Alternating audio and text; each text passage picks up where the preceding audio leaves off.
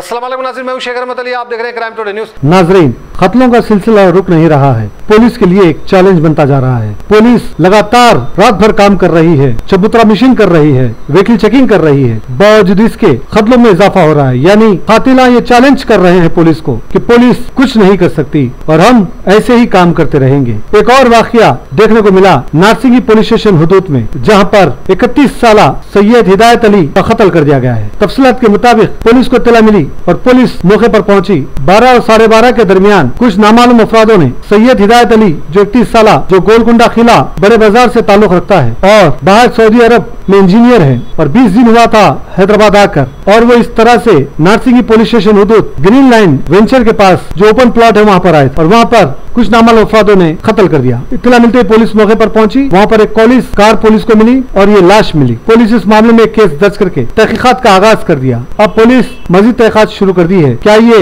पुरानी दुश्मनी का नतीजा है या फिर इसकी वजह कुछ और? तहकीकात के बाद ही पता चलेगा कत्ल की वजह क्या है। पुलिस मसरूफ तहकीकात है। तकरीर रहमान के साथ में Shekhar Ahmed Ali, crime today news, Hyderabad.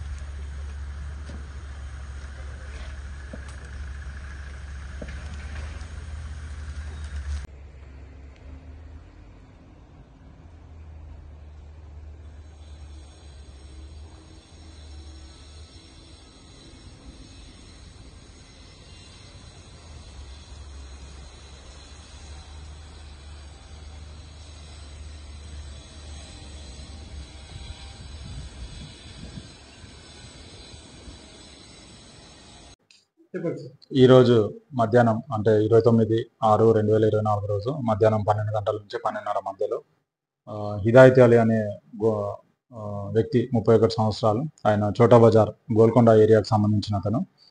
ఆయన 15 నుంచి 20 రోజుల మధ్యలో అక్కడ నుంచి దుబాయ్ నుంచి సౌదీ అరేబియా నుంచి ఇక్కడికి హైదరాబాద్కి వచ్చిండు.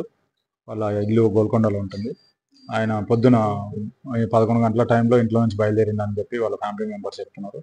మాకు 12:30 ఆ టైంలో మాకు ఇన్ఫర్మేషన్ రాగా ఇమీడియట్గా మేము అక్కడ రష్ అవ్వడం జరిగింది.